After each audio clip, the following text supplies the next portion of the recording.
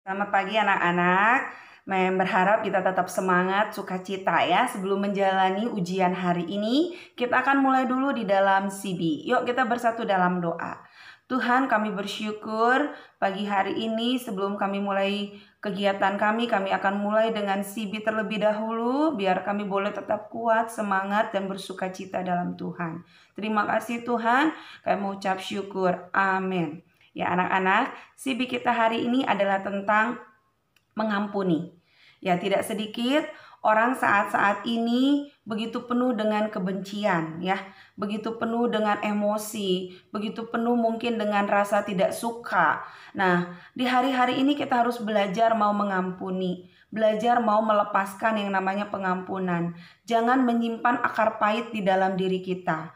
Ada satu kisah nyata, saya punya seorang teman. Ketika dia mengalami tersinggung dengan perkataan orang lain, maka livernya atau hatinya itu akan kambuh. Dia harus masuk rumah sakit. Ini bukan kisah fiktif, tapi ini kisah nyata.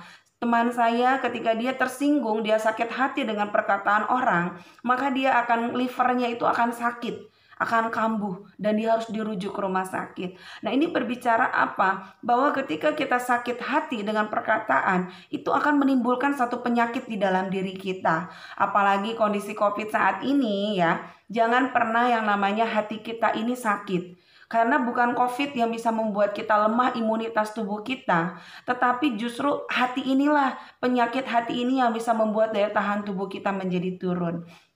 Oleh sebab itu, seperti CB kita hari ini yaitu mengampuni, mau ajak anak-anak SMP mulai wacana, belajarlah melepaskan pengampunan. Jangan menaruh dendam, jangan menaruh benci, jangan menaruh akar pahit di dalam diri kita. Karena apa? Semua itu tidak akan membuahkan yang namanya kebaikan. Tetapi ketika kamu bisa melepaskan pengampunan, kamu bisa memaafkan mungkin teman kamu, mungkin adik kakak kamu, bahkan mungkin kamu merasa ada hal yang kamu ada hal perkataan yang sakit dalam diri kamu, mungkin dari orang tua kamu sekalipun.